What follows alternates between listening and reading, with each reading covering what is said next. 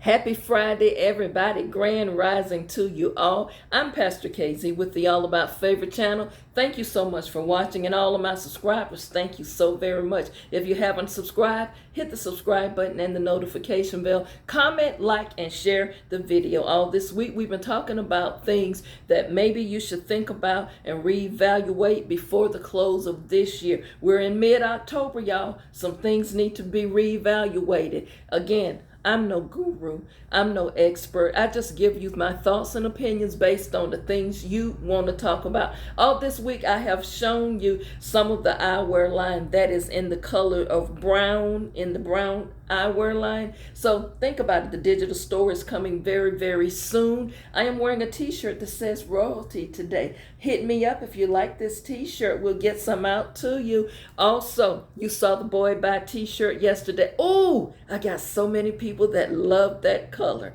They do come in other colors. I'll show you some of those colors next week. Now, here's some food for thought for you today. And I'm just going to be very blunt with it. You know what? And again, like I said, it's based on your emails. You cry about how things ended up. Remember, I started off Monday talking about you prayed for something, God gave you what you wanted, and now you don't want it. Now you're crying about how it ended up. See, you didn't think about the consequences. Let me say this. There are consequences to every decision that you make. And as my grandmother used to say, baby, any relationship you choose to get in, if you started off by doing the wrong things or you pick the wrong person, you get what you get. For example, if the man is not completely free to be with you, don't start off with him at all. If he is sneaking around with you and he's still legally married or he's in a committed situation, don't get in that. Don't get caught in between a man and his wife. Don't mess up nobody's home. Don't get in between a man and his children and his families. It will never end right. Let me say this. Some of you ladies out there, and like I said, I'm basing all this on your emails. You were out there sneaking around with him. You got a man to leave his wife and children and done moved him in over there with you. Finally, he gets divorced from her and marries you. Why you acting surprised now? He cheating on you. He's staying out at night. You're not even checking your bank balances and accounts. But when you do, you discover, oh my God, this man ain't even paying no bills. This man is just withdrawing my money. He flying all over the place with this woman. He's spending all his money with his new woman. Why are you acting all hurt and devastated? Weren't you the other woman at one time? It can't end right, y'all. You cannot expect it to end right when you get in it wrong. What the old ladies always say, baby, if you start off wrong, it's going to end up wrong. I'm just giving you something to think about before this year ends. Some of you think the best you can do is to be with a married man or men. Some of you think sneaking around with a married woman is the way to go. I'm sorry to say this, y'all, but you are between something that a person have made a vow with. They have made a commitment to that person. See, man, you thinking, oh man, her husband ain't nothing. He ain't no good. He a loser. So I'm taking care of her. Ain't no good gonna come out of that. Ladies, you got this married man coming over when he comes over, dropping you a little cash every now and then. Then you sitting up there crying to me, I ain't see him all Christmas holidays. I didn't see him. We got Thanksgiving coming up. You really think you're gonna see him Thanksgiving Day? You think he coming over and eat Thanksgiving dinner with you and your kids and your family? That man better be over there with his wife and his kids. He's not coming over there. You might see him the day after. But you complaining about something that you clearly put yourself in. I'm just giving you some things to think about today. So you must be able to accept responsibility and be accountable for your choices. Stop making excuses. Stop blaming other situations and other circumstances. Take responsibility for your stuff. Be accountable when you do something.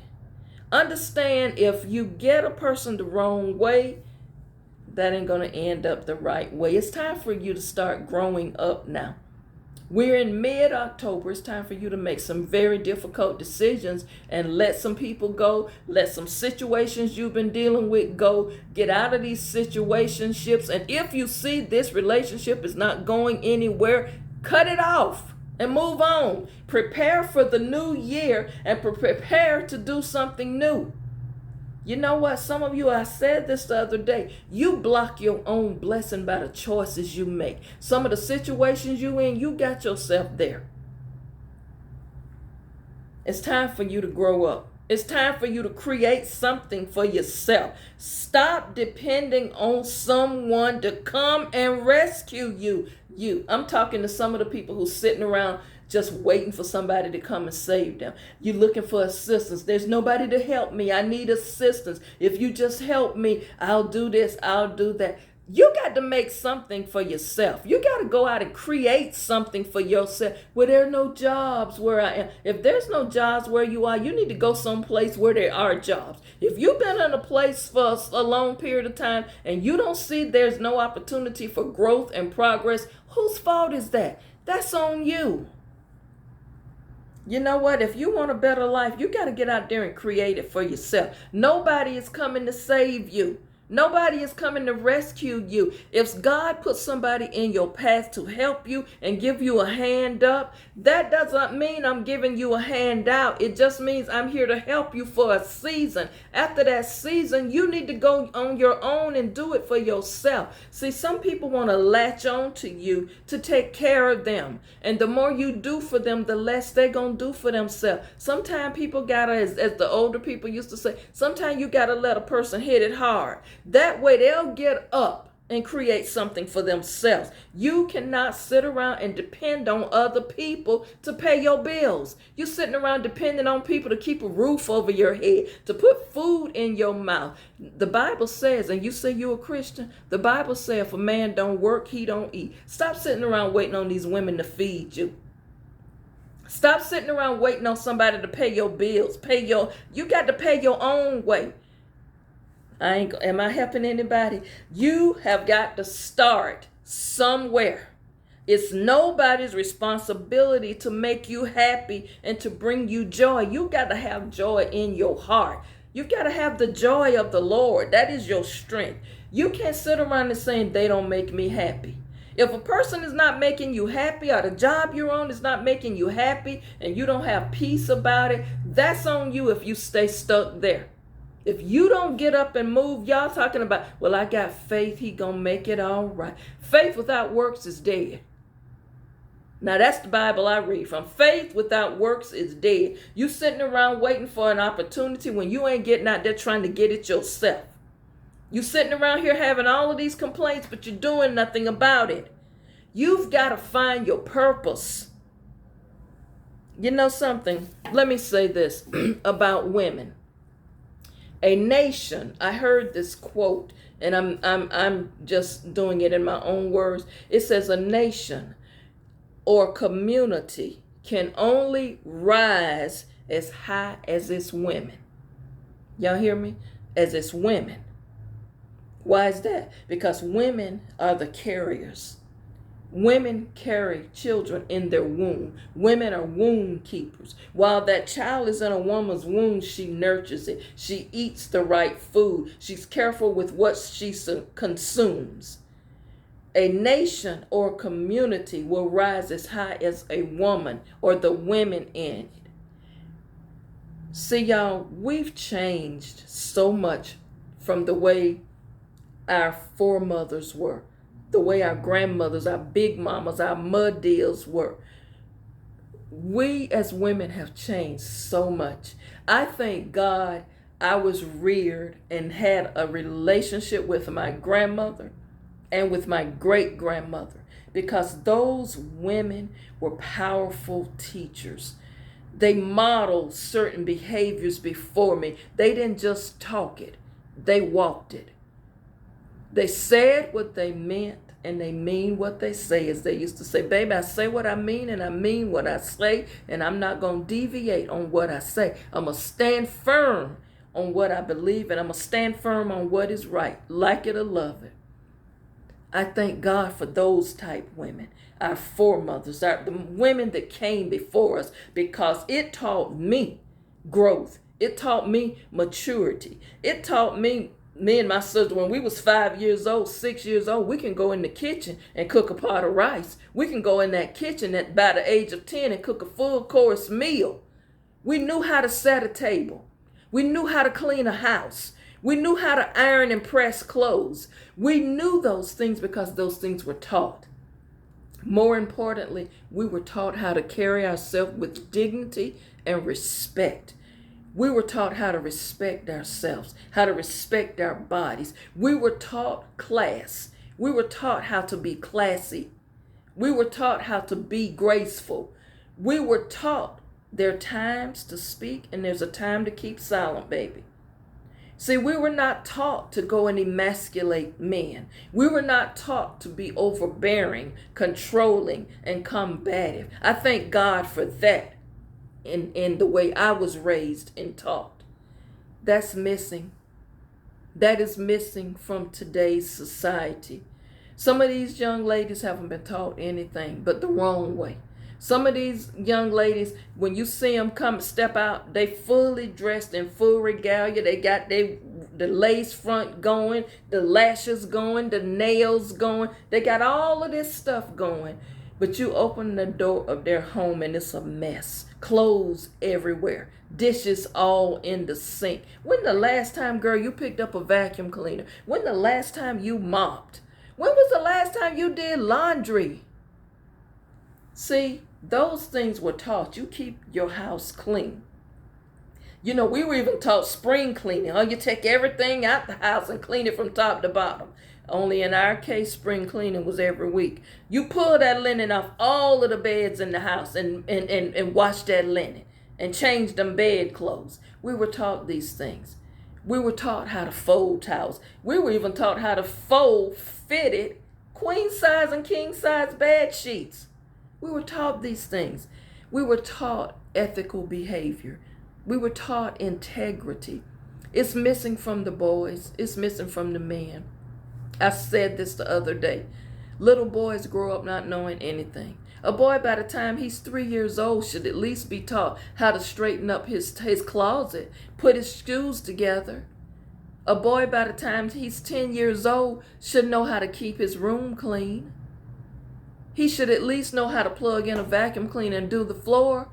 He should at least know how to pull the trash out of the house and put it in the big bin and pull it side the road. He's 10 years old, 12 years old. Do this boy ever get up and do anything? A little girl, by the time she's 13, 14, and 15 years old, she don't know how to iron her clothes. She's going to school in her uniform wrinkled. She doesn't know these basic things, y'all. Some of you in your 20s and 30s and you have children, y'all, you don't even cook a meal for them. A meal is not opening 2 packs of ramen noodles and say, here's dinner. Where are the vegetables? Some of you don't fix healthy meals. You don't give your children healthy options. Driving through getting a Happy Meal every day is not a healthy meal. Y'all, we missing some important things we're doing. Sitting down on Sunday having a family dinner is missing. I didn't say every night sitting down eating dinner together, because that's long been missing. But how about just having a family dinner on Sunday? Ladies, y'all around here talking about these men are dusties and they this and they that and they don't bring nothing to the table. What you bring to the table other than a bad attitude? Why don't you go in there and prepare a nice meal and invite your man over to eat dinner? Wives, go in there and cook a meal sometime and sit down and eat dinner with your husband. Flip it. Men, y'all around here complaining about these women. They ain't nothing but 304s. They ratchet. They thoughts. They this, they that. Man, how about you sometime treating your woman with respect? How about you sometime complimenting your wife? Complimenting your girlfriend? How about you sometime bringing some flowers home? How about you remembering her birthday? Why she gotta beg you to remember her birthday? Why she gotta beg you and remind you that the wedding anniversary is coming? Why your wife got to constantly say, you know, Christmas coming up, babe. I've been asking you for this Pandora bracelet now for 3 years. See, some of you men, you want to do all of this talking, but you don't do anything. You want women to celebrate you as kings when you don't have king behavior. You want women to respect you and adore you and bow down to you and be submissive to you when you don't even know what it takes to be a man. All you are, like I said, you just a male born with male anatomy. That don't make you no man. You got to have a way that you know how to treat a woman with respect. You got to know how to talk to a woman. A woman not your homeboy. She not trying to have that type of conversation with you. And ladies, stop trying to be their homeboys. Before you carry yourself and conduct yourself as a woman, you out here dapping them up, acting like you a dude. Ladies, where's your standard of grace? Where's your class? You don't have to be out there cursing like a sailor in every word. I don't care how much you curse, ladies. You ain't going to out-curse that man. Okay? I don't care how much you talk and what you say. A man can say a few things that will crush you. Stop trying to compete and be a man. Be a woman. That's what you were made to be. Walk in elegance. Walk in grace. Be classy, not trashy. You don't have to show a man all your goodies. Let him imagine that. And again, I said, save something for your husband. You out here giving it all away. By the time you meet a man who might want to marry you, you got nothing else. You done showed everything. You've done everything. I'm just saying, y'all, before this year out, do some evaluation, some self-inventory, some self-checks. And again, I want to say this. Your wellness is important. Self-care is the best care. Get your mind right. You can't get focused when your mind ain't right. Some of you got this messed up thought process, this jacked up way of thinking that is not reality. You want to say that you're Christians and you walk in the precepts of God. You go to every conference that you can go through. You praise and worship, but your house a mess. Your life is raggedy. It's something don't add up there. Either you going to the conferences for the wrong thing, for the socialization, and you coming back doing the same thing. You didn't learn nothing. You didn't evolve. You didn't get loose, woman. You the same person you was when you left here. All I'm saying is do better. You say you went to the men's conference. You say you went to the man of standards. You went to manpower. You did all of this stuff and you come back and you still a dusty. You still raggedy. You still don't know how to talk to your wife. You still don't know how to take care of your children. You still not a provider and protector of the home. You still is not the priest of the household because you don't never leave the house in prayer. That you say you a man of standard. You went to manpower. I read my Bible. I study my word. I'm a deacon. I'm in training for this. I'm that. I'm on this team. I'm on that. But your house raggedy. How you gonna go out there and lead people when your house a mess? You around here talking about you fast, you pray. What are you fasting and praying about? Because your character hasn't changed. Your lifestyle has not changed. You say you stay before the throne of grace and your bank account is a zero balance. Something's not working here. All I'm saying is y'all need to reevaluate, take a self-inventory, and change some things before you leave out this year and go into the next year. Don't take this raggedy stuff into next year. You around here talking about, oh, I'm going to watch night. December 31st, at midnight, I go down in prayer. You go down in prayer and you do the same thing you was doing the last year. You make resolutions you don't even keep. Before 2 weeks is out in January, you back to the same old thing. Y'all do better. All I'm saying is just look at your life. I'm no expert. I'm not here to judge you or bash you. I'm here to inspire you, to empower you for a better life. Do better. There's areas we all, and I include myself, there's areas we all need improvement in. Nobody knows it all. We all don't have the answers. Sometimes we don't get it right the first time. But you certainly can't sit around and make excuses for your behavior. Stop making excuses for the plight that you're in. Stop blaming other people and stop again waiting for somebody to do something for you that you need to do for yourself. Y'all, get yourself focused, find your balance, be blessed. And remember, you got to work on it. You've got to work on yourself. You got to do better. You want something different, then you got to do something different. That's all I'm saying. Y'all, I wish you nothing but shalom and blessings. I'll see you tomorrow. No, I won't see you tomorrow. Tomorrow's Saturday. I'll have a word for today for you. Sunday, a brief word. Thank you for watching all this week. I hope the shows have been a blessing to you. And remember, I'm wearing a royalty t-shirt. Oh, yeah. See, some women are born queens. And a queen never has to announce her arrival. She just is. I'll see you later.